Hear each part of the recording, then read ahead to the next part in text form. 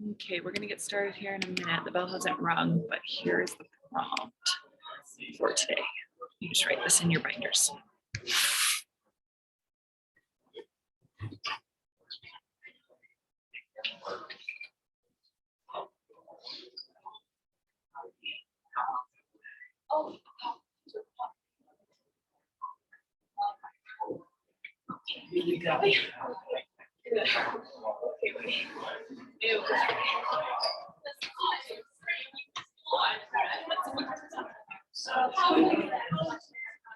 Boys' night? Yeah. Did you guys make decisions? Oh my God. We made one day. Oh. That's great. Yeah.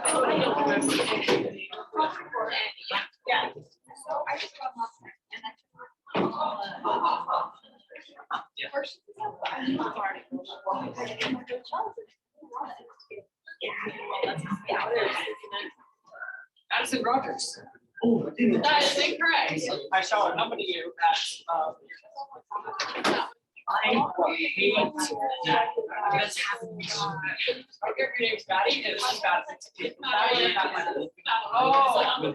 It doesn't matter. The same name. I don't like that. Like, you're like, no. It's not really what it is. So, it's like, I don't see a name for this person. But Math is in the age blank class. oh, If not, just leave it on top. okay.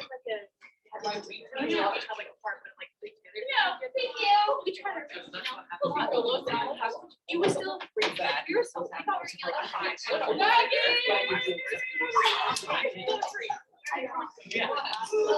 wow. And then she said, "Oh, yeah, Virginia, Daddy."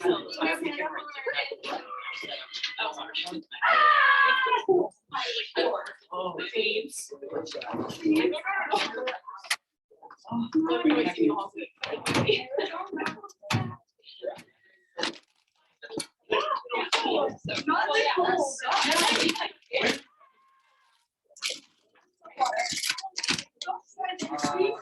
get back.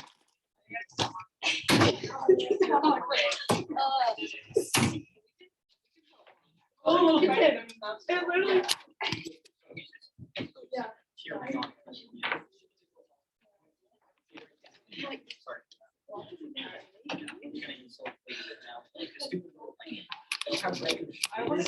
I want to go back.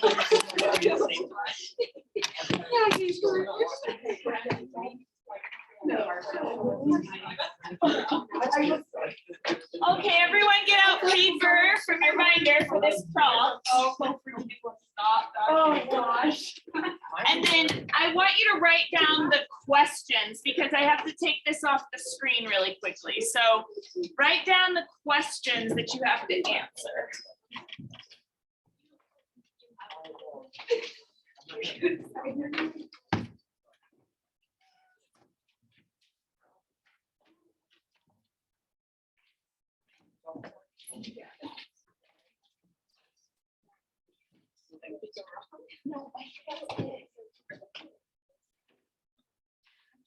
Go down and see if I've got copies, and then that's it. Okay, so you're writing down these questions because in a minute I'm going to take it off the screen so I can use my computer. Where's your meeting?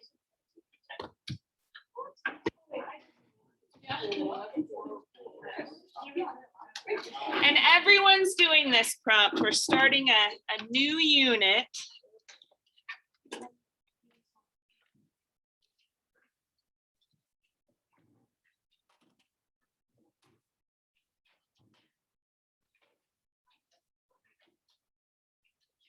Okay, you got one more minute to write down the questions. Oh yeah, you can do that. You can take a picture.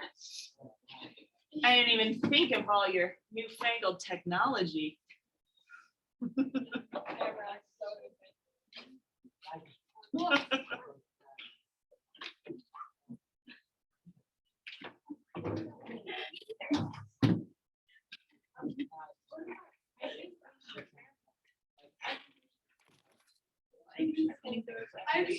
Okay, are you ready? Yeah, I don't mean books in general. No one's banning books. You guys know about how certain books have been banned in school, right? So every week or so, there's a new school district somewhere saying, oh, we don't want our students reading this particular book. They've done it with, lately it's been like The Hate U Give, Partially True Diary of Indian, I can't remember what that one's called. They've done it with Huckleberry Finn, which is why we're doing it. The Things They Carried of Mice and Men. Wait, why? Because they do like All sorts of Communist Manifesto, yes. Yes. So it's, you know, it's any book that the community feels like this is a danger to our students. So yes. So what do you think about that idea? Not just nowhere is banning books like we cannot read anymore. Okay, I'm unplugging it.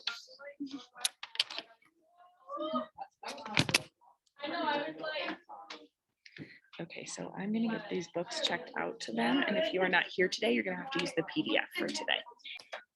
Okay, we're gonna do a Nearpod together next, and I'm just gonna have you do the Nearpod by yourself on your computer. I will link to it on Canvas.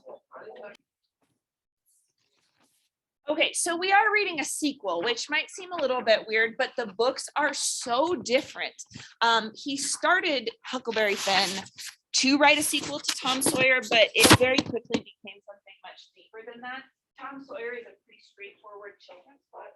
I am going to give you copies of this summary, but you're not going to write on it because I want them back.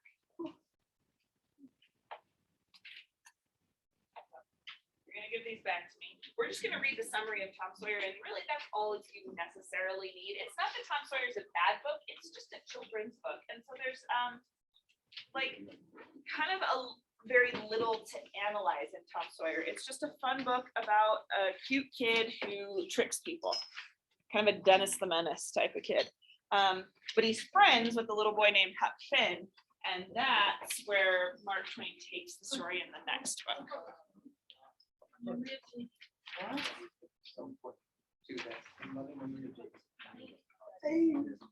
Okay, so once you get this summary, did everyone pass theirs back?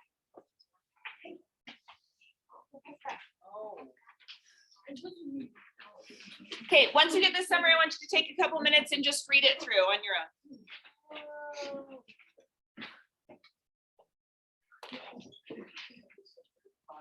Okay, so you're reading through the summary now.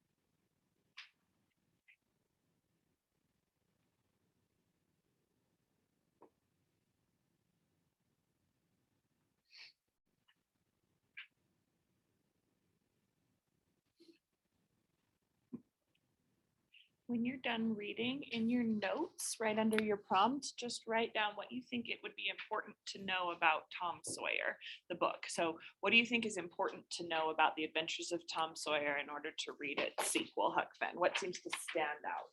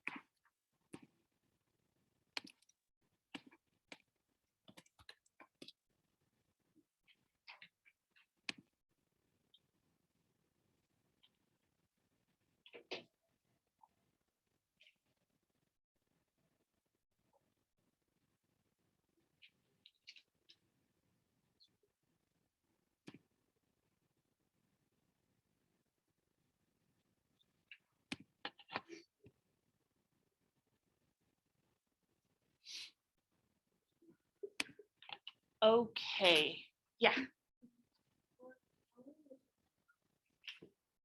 No, the thesis assignment is due today, but the rhetorical analysis essays aren't due until next, for you guys, Tuesday.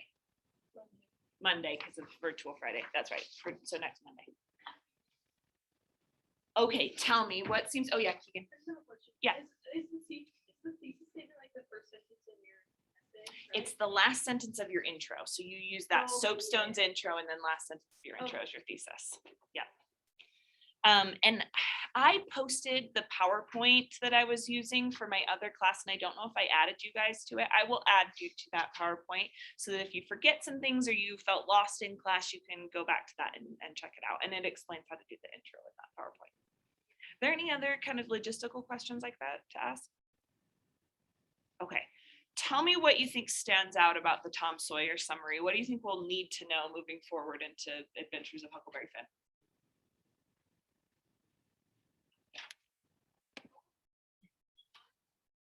What did you write down in your notes about what stood out to you?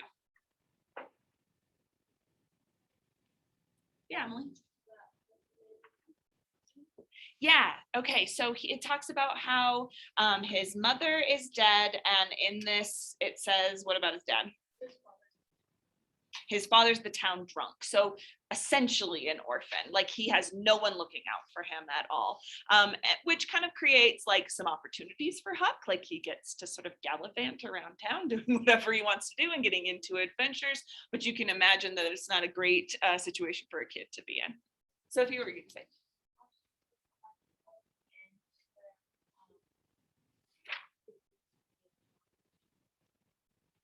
Yeah, good. So he and Tom are very best friends. They're kind of obsessed with adventures, you know, and so they'll create those adventures for themselves. I don't know if I'm sure you did this as kids. It's sort of like a universal experience that you kind of invent danger where there isn't any, and you invent a little gang where you don't really need one, or a club, in order to like create adventures for yourself. Their adventures end up like leading to actual adventures, but that's kind of the attitude they have. Like, yeah, let's become a robber gang so that we can like team up and kind of have fun in this sleepy little Missouri town. down.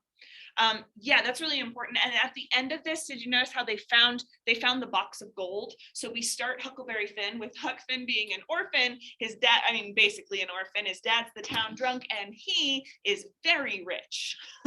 So he gets $1 a day. It's going to explain at the beginning of Huck Finn. He gets $1 a day.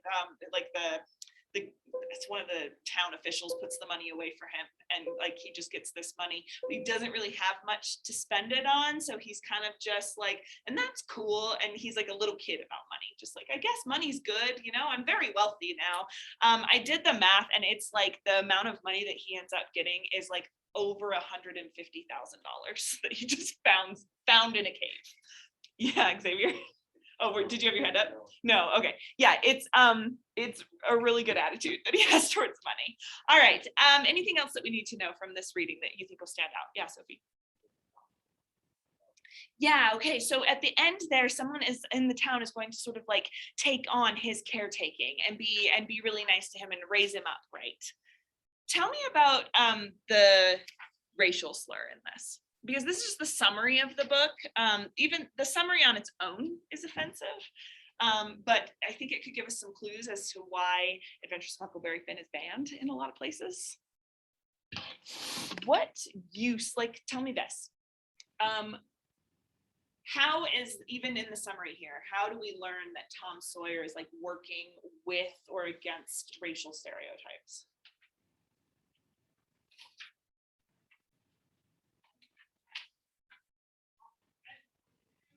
Yeah, Sophie.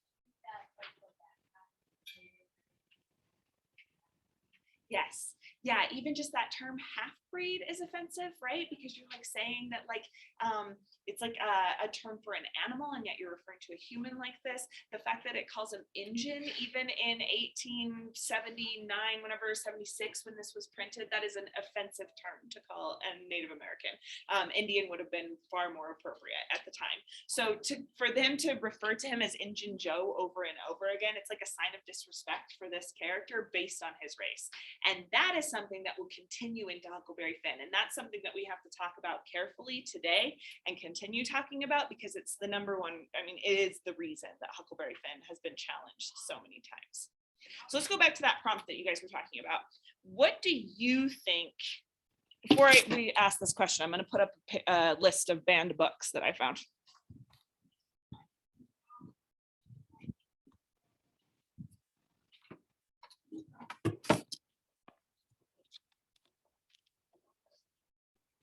Okay, there's some that are obvious up here, and I think that makes the conversation interesting. And then there are some that are not so obvious. One of the most commonly banned books is To Kill a Mockingbird. Oh, look, Captain Underpants has been banned. 13 Reasons Why. 50 Shades of Grey. See, there are some that are obvious. Excuse me. What is this? Two Boys Can Sing. I love that book.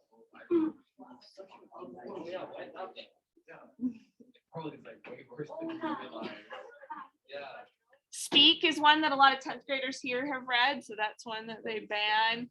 Of Mice and Men, Handmaid's Tale, Hate You Give.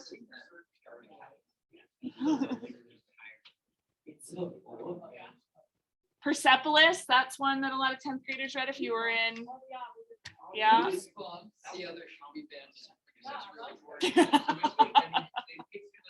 I don't know why Goosebumps, that seems extreme, but okay. Catcher in the Rye is very commonly banned. I'll tell you in a second. I don't know if the Bible is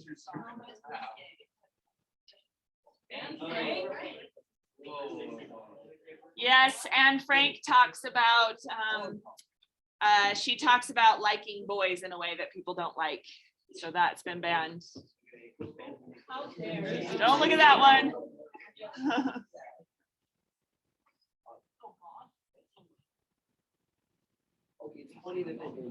Yeah, it is very funny that they've banned 1984. I Know Why the Caged Bird Sings is one that they read in school a lot. I don't know that one. Okay, So I had a question. Keegan was like, these are like banned nationwide, or what do you mean by banned? So basically what happens is that often these conversations start at school board meetings with parents. And there will be some sort of challenge to a book that has been taught in that school district or is in the library in that school. So a lot of these aren't banned in the way that like teachers were teaching them and a parent came and said, you can't teach this anymore. Like, I don't know that teachers are teaching Captain Underpants or Goosebumps. That'd be a fun class, but no. So these are more like, some of these books are like parents seeing it in a school library and saying, I don't want my kid to have access to this book anymore, pull it out of the library. Or they're books like Persepolis that teachers are teaching and parents sort of hear what's in the book and they say, I don't think that these should be being taught in school. And so they'll be challenged. And the books on that list are books that challenge was successful. And so in this one school district, they decided that book cannot be taught in this school district. And that's what they would call banned. And to make it onto this top 100 list, that means that these are probably, the higher up, the more commonly banned they are across the nation. And this is American Library Association, so they're only looking at America.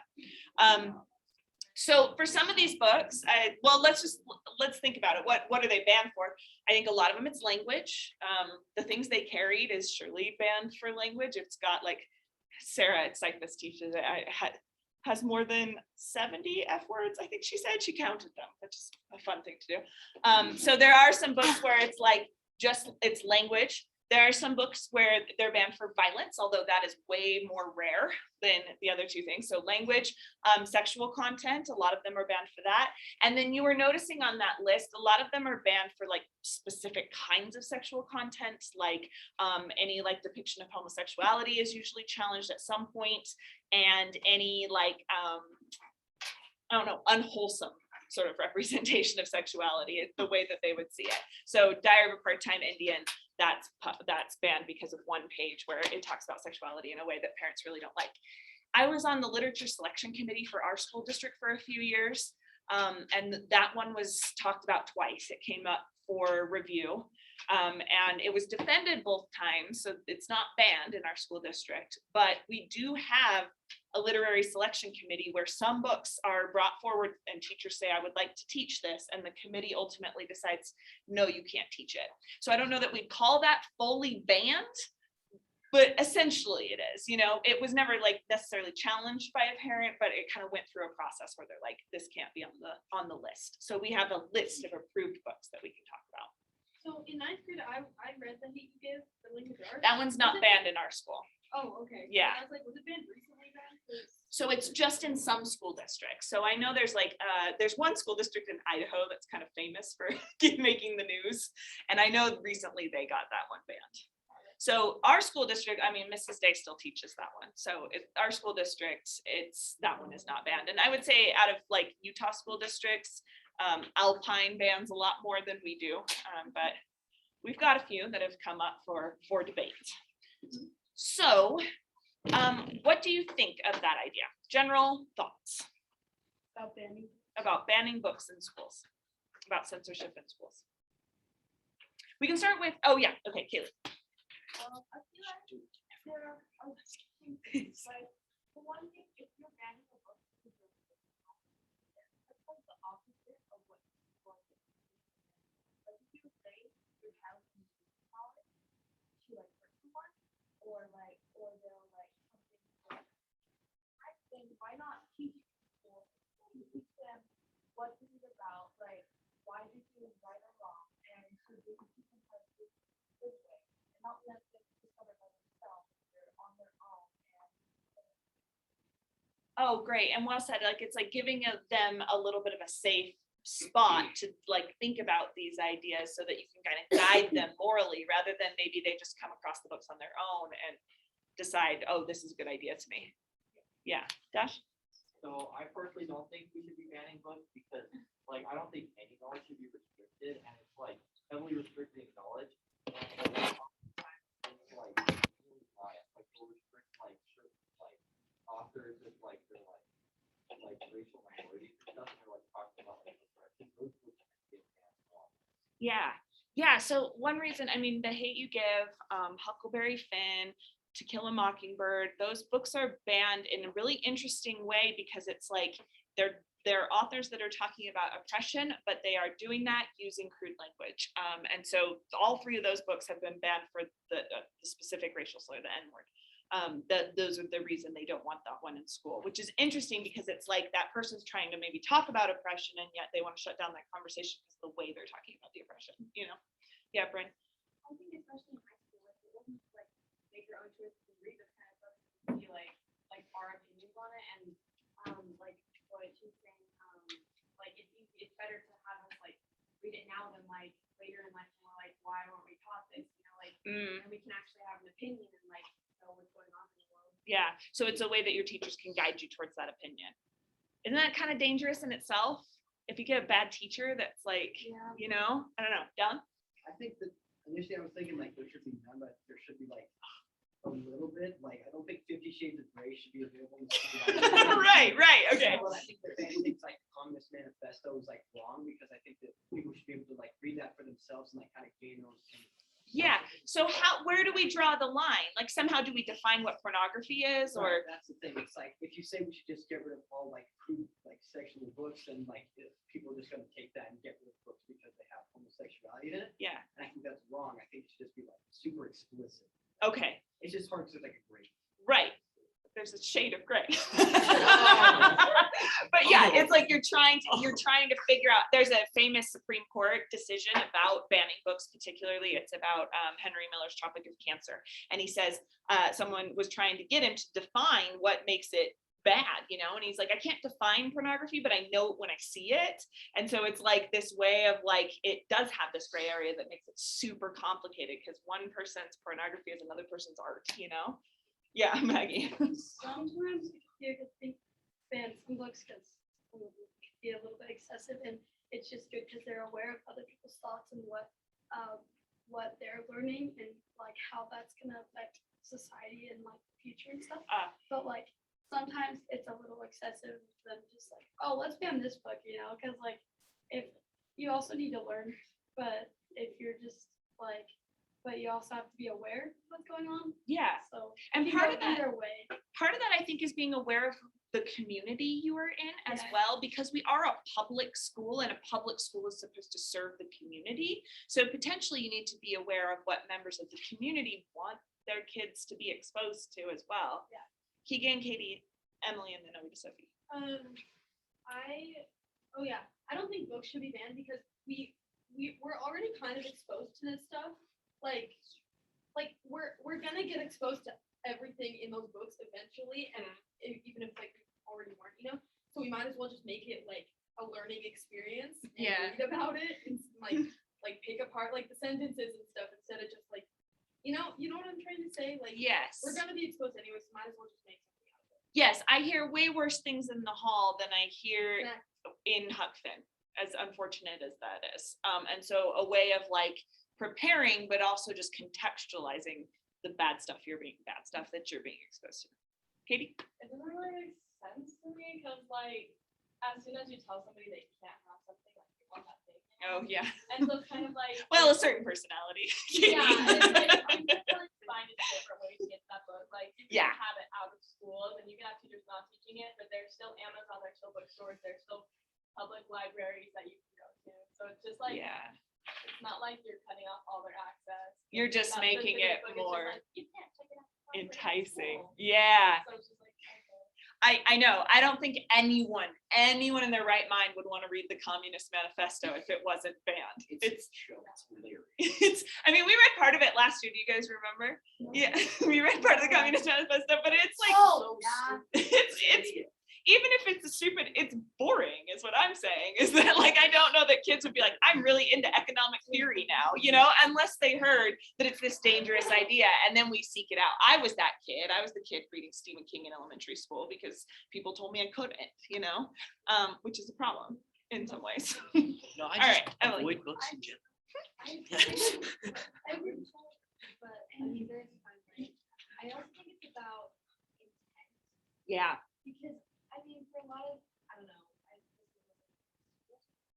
but for some books, I kind of say, suck it up, they were trying to be offensive. but there are other books that are like that is intentionally pornography or that is intentionally enticing to violence. And Yeah. if it's something like that, then yeah, we need to take care of that.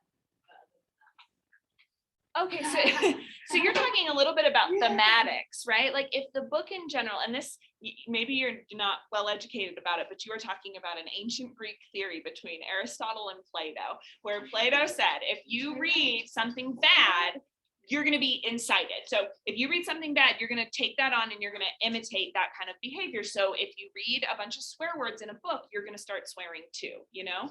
Whereas Aristotle was looking at intent and he was saying, no, because if the author is using that language to kind of say that language is bad and we shouldn't do it, then it would be good to read that language to get that sort of moral intention behind it. Yeah. I don't know what it's called. It's just a debate between Aristotle and Plato over fiction. Plato. Yeah. Plato. Sorry. Plato, the philosopher. Plato. Yeah. All right.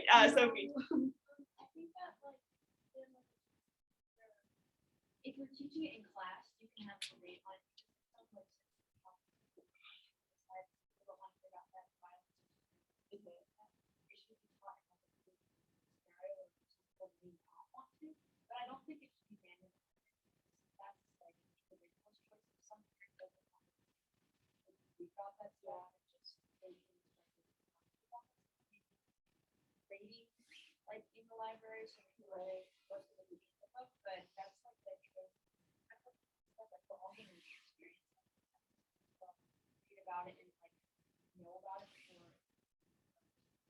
What's so interesting here is that we started with Kaylee's comments about like have the teacher sort of like guide someone through the discussion, and you're saying let the person kind of choose to do that on their own. And I think there's benefits and drawbacks to both, right? So there's this kind of, it was a long time ago, so maybe like 15 years ago, so it's not as controversial now, but there's this book that I used to show my classes called Entango Makes Three, about two gay penguins who adopt a baby penguin and take care of it. It is the cutest little book, and there's like nothing objectionable about it, right? It is just about a family taking care of this baby penguin. What?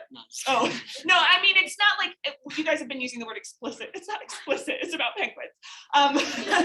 Anyway, so it's really sweet, but it was challenged in elementary school libraries, and parents didn't necessarily have as big of an issue with it being read to kids, but they didn't want their kids to just pull it out and confront it. And we have this big, long discussion about, you know, why this doesn't quite, I don't know, I'm on the side of Tango, but it was like this debate that they wanted to be there with their kids while they read that book, and they don't want them to just like chance discover it. So it's this difference between being sort of guided through it versus having to develop your own ideas about it. Yeah, keep My mom, she hates Search for Reasons Why because she thinks that it like what's the word? romanticizes is what I think. Yeah, like it like pushes towards suicide and Yeah. stuff like that.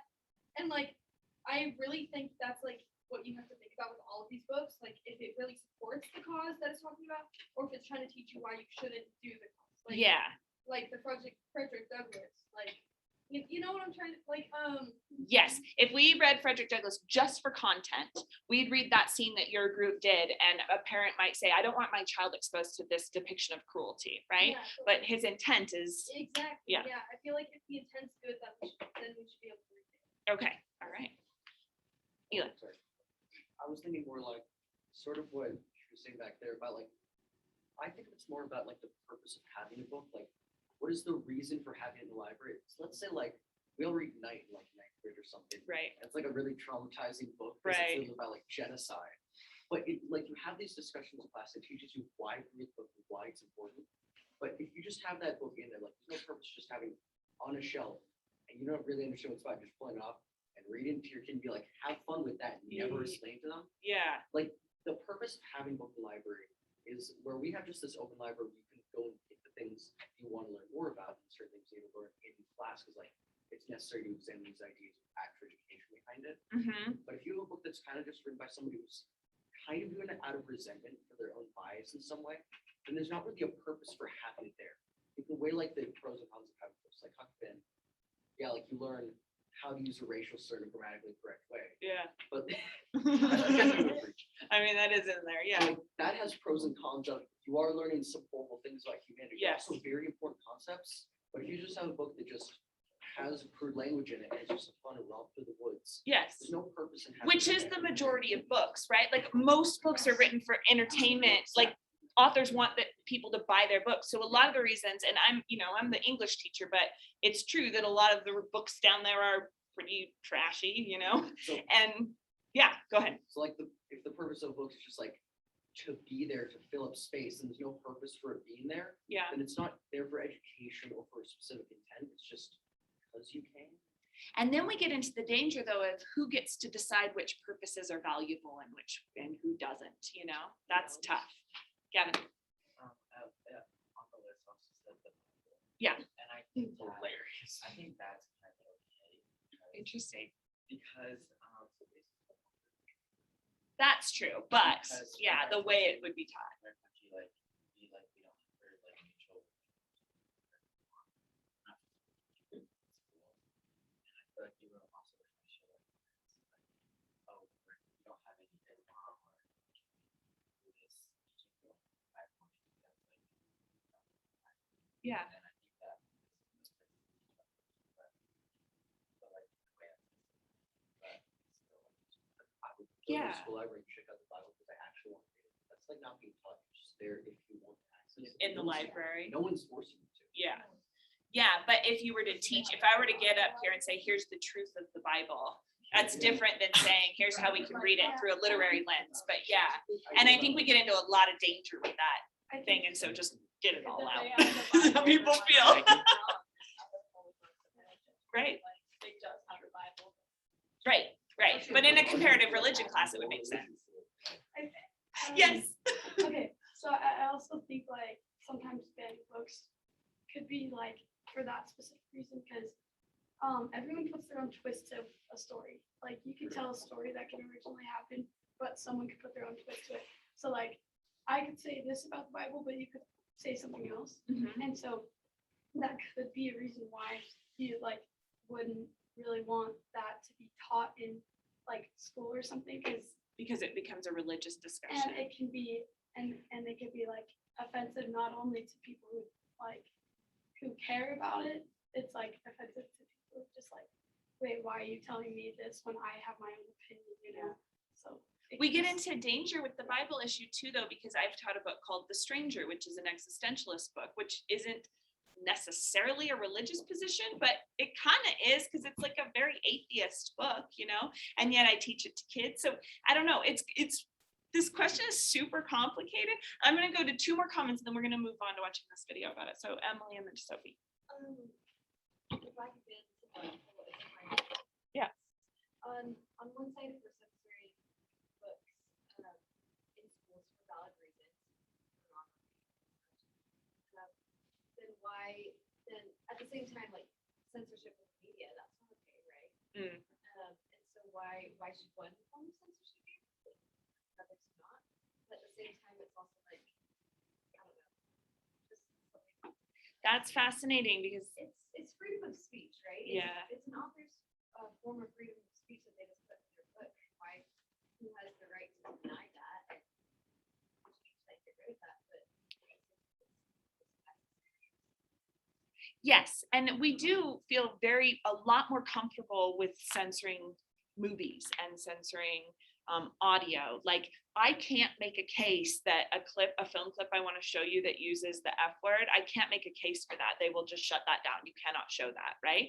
But a book that uses the F word, like the things they carried, we teach that in school, and we're okay, somehow we're okay with that and not the other. And so there's this way that books kind of have this sacred, like these are like Eli was talking about them, these are little little gems of learning, and so we need to guide, we need to hold them preciously. I don't know how to talk about this, but with other forms of media, we're censoring all over the place, and what's the difference between the two? Sophie.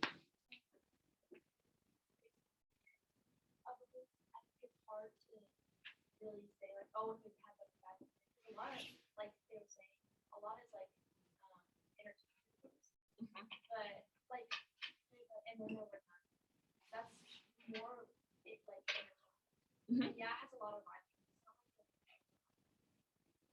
Right. I personally like them a lot, but I don't feel like it's trying to teach you. I don't think we should be like banning this stuff. Yeah. And along with the religious stuff, I think schools have all of these. I think it's because while you are the one that will pick it up, but it's still biased and you only have an option to like the Bible. Yeah. If you don't have other stuff, it's just Right. Crystal down in the library is a big anti-censorship, fighter. She'll have banned books week where she'll put up all the banned books that you can go pick up. And it's kind of what Katie was saying, like it's lots of people will check them out. As soon as a book gets banned, sales for that book skyrocket, which is so funny to me. It's like the opposite of what people who ban books want, right? So I sometimes suspect authors of like trying to get their books banned because it's like you're gonna get the sales. Crystal will have, all the different religious texts down there. You can go grab the Communist Manifesto from Crystal. She's got all of that. Huck Finn is an interesting case though, because usually this conversation can be divided politically. A lot of times the people who are wanting to ban books are more often conservative, and the people who want to not ban books are more often liberal. In the case of Huck Finn, it's actually the opposite. And we get into this idea of like people trying to, the way we call it on that side is cancel Huck Finn. So it's more of a politically liberal group of people that would like Huck Finn to be taken out of schools. And there's a few reasons for that. One, it's the language. You're going to see how often this book uses the N-word, and it is really shocking. And sometimes Mark Twain meant for that to be shocking, and other times I don't know that he's fully aware of how shocking it would be to somebody 100 years in the future. So there's some careful use of that word and there's some not so careful use of that word. And I think both of those are reasons people want it banned. The more troubling side for me, because I see how he's using the word to like undercut or to critique the word. But the more troubling side is that he sometimes is also using racial stereotypes in this book. So like in the summary for Tom Sawyer, Huck Finn is far more thoughtful about the main character. Well, there's Huck Finn, and then the second main character is Jim, who's a slave. He's far more thoughtful about the way that he's presenting race in the book, but he's not immune from some stereotypes. And so people who want to ban Huck Finn, they look at the language and they look at the way that Mark Twain uses these stereotypes and says these don't belong in schools. Part of that is because, I don't know if you noticed, but I'm like a white lady and teaching a book about race, like I tried to with Frederick Douglass, and now I am moving on to Huck Finn, can be an awkward experience for your teachers. And so people have sort of been in class listening to white lady teachers talking about this book, and they're very troubled by the way that we are talking about this book. So that's one reason. They're like, yeah, we would love for books to be contextualized, but by competent teachers, and they weren't feeling like that conversation was competent. And then they also feel like it is reinforcing certain language or certain stereotypes, and they don't want that reinforcement to occur. So let me talk about, just for 1 second before we watch this video, sort of my plans for the book. So we're gonna look at some of the stereotypes that it uses. I think for the most part, and for 1885, this book is doing a remarkable job of thinking about how we can overcome those racial stereotypes, but some of them still linger. So we'll look at some of those. The language, none of us are going to say the word out loud in class. So I am not going to, when I read it, I will skip it, or I will use the euphemism N-word. We won't actually say it. It doesn't mean that we can't talk about it and what it is doing in the book, and we should, but we don't need to say it out loud. When you are writing it, it's different. If you want to quote it, that's okay, or you can do it the way you did in your Frederick Douglass papers, or AP did, where you do line dashes. That's fine too. You can choose how you want to do that, but out loud, no one's going to say it in here. And the reason for that is because because of the cultural conversation around it and the history of it, it is an extremely powerful word, no matter how it is being used. So we're gonna watch a video where this woman is talking about that word in the classroom and what that could look like for certain students and for teachers and so on. And I just want you to watch it. It's a TED Talk. It's like 20 minutes. We're gonna watch the whole thing.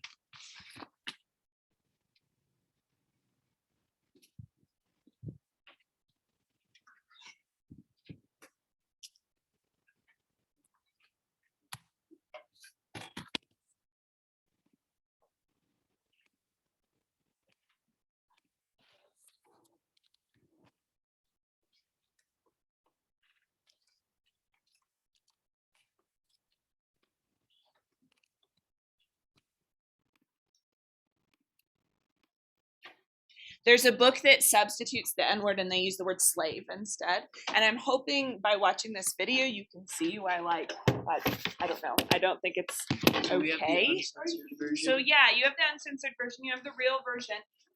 Oh, I do need those summaries. Will you pass those summaries back out for me? Thank you, Maggie. So you're going to read chapters 1 through 8 for next time. The chapters are pretty short. It's about 25 pages worth of reading, I think. But let me warn you, the whole thing is written in dialect. So I plan to talk a little bit more about that at the end of class, but we don't have time. The whole thing is written in dialect, which means that it's all in Huck Finn's voice. And he is a little uneducated Southern boy in 1830 or so. So it's hard to read in the way that, like, it's actually just hard to read the words on the page, not in a way that it's going to be like painful for you to read. It's just, it's a, you wouldn't guess it by today's class, but it's a comedy. Anyway, so if you are having a hard time understanding what's happening in the book, I suggest getting the audiobook. There's tons of free versions on YouTube and you can listen to it while you read, and it makes it a lot clearer because he spells out the words like in the way that they would be pronounced, and that can be kind of hard to read. Yeah, Bryn? No, you don't need to annotate it. If you want to, I mean, use sticky notes. But I'm gonna do the prompts for everyone for this one. So when you come to class on Wednesday, we'll have a little prompt at the beginning that will show me that you did the reading. Okay, any questions? All right, we'll talk more about this next time. Hang on for like 2 minutes before you go.